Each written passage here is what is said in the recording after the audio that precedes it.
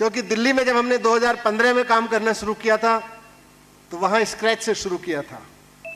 उस अनुभव को, उस विजन को आपने जिस तेजी से पिछले 5 महीने में आगे बढ़ाया है, एक देश का आम नागरिक होने के नाते और एक आम आदमी पार्टी का कार्यकर्ता अरविंद केजरीवाल जी का सिपाही होने के नाते जब जब मैं देखता हूं कि मान साहब ने ये गारंटी पूरी कर दी, वो गारंटी पूरी कर दी, ये काम करा दिया, ऐसे ऐसे काम करा दिए जो गारंटियों में भी नहीं थे, सर सीना चौड़ा हो जाता है।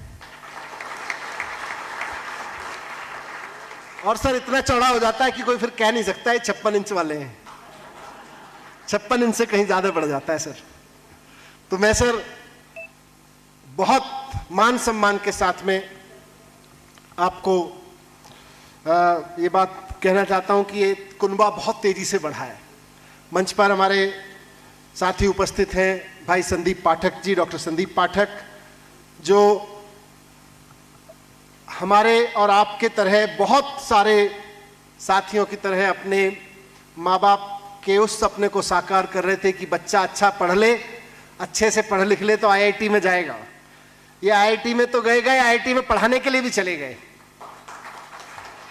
लेकिन उसके बाद लगा कि नहीं, आईआईटी में पढ़ाने से कहीं ज्यादा अच्छा है कि देश के उन बच्चों को जो हिमाचल के किसी सोलन में या किसी और कांगड़ा में कहीं किसी गांव में बैठे हैं जिनको स्कूल नहीं मिल पा रहा है, उनके लिए काम किया जाए। आईआईटी में तो पढ़ा ही लेंगे। तो आईआईटी की नौकरी छोड़ के अरविंद केजरीवाल जी के सिपाही के रूप में निकल आए। मंच पे हमारे साथ वो भी बैठे हुए हैं।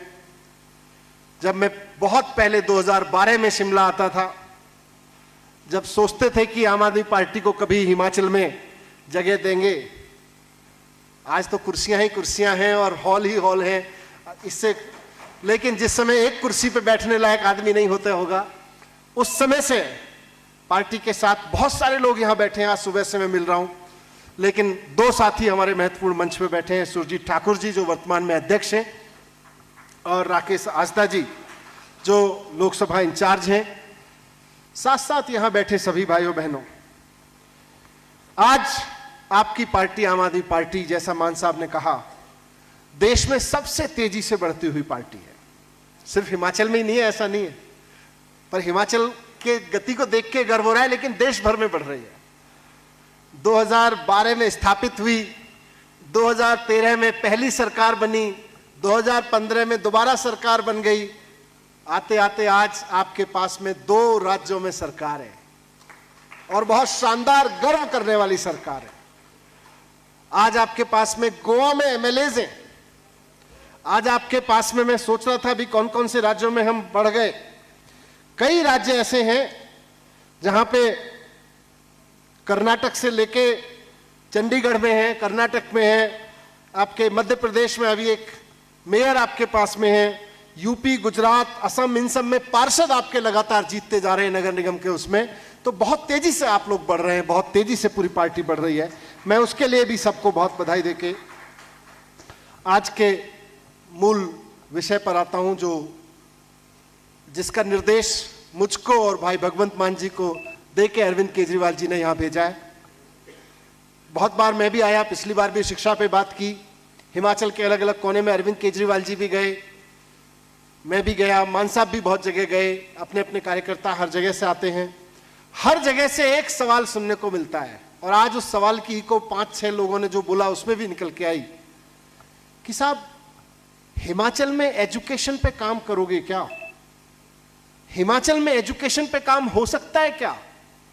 क्या ये सपना ही रहेगा कि हिमाचल में शानदार एजुकेशन हो, या इस पे कभी काम भी हो सकता है? ये जगह जगह से सुनने को मिलता है। इतने सारे लोग, मैं जिस विधानसभा से पटपड़गंज में आता हूं वहां हिमाचल मोहल्ला है, एक यहां से लोग गए हुए हैं, वहां हिमाचल मोहल्ला में रहते हैं, मंडावली में। पटपड़गंज की सोसाइटी में 2 अपार्टमेंट है, दोनों का नाम है ऊना अपार्टमेंट। ऊना अपार्टमेंट के नाम से, हो सकता है आप में से कुछ लोगों के रिश्तेदार वहां रहते होंगे, जानकार वहां रहते होंगे। हिमाचल के बहुत लोग मेरी विधानसभा में रहते हैं। वो कहते हैं मनीष भाई दिल्ली में तो हो गया, लेकिन हिमाचल में करोगे तो बात बनेगी, हिमाचल में होगा तो बात करेंगे। मैं उनको भी यही कहता हूं और आज यहां भी कह रहा हूं कि ये मैं नहीं कर पाऊंगा, ये भगवंत भाई नहीं कर पाएंगे, ये अरविंद केजरीवाल जी नहीं कर पाएंगे। हम सबके साथ मिलके, हम सबके कहने, सुनने, समझने, समझाने के बाद हिमाचल के युवाओं को करना पड़ेगा, हिमाचल की जनता को करना पड़ेगा। और सबसे पहली बात, इंपॉर्टेंट बात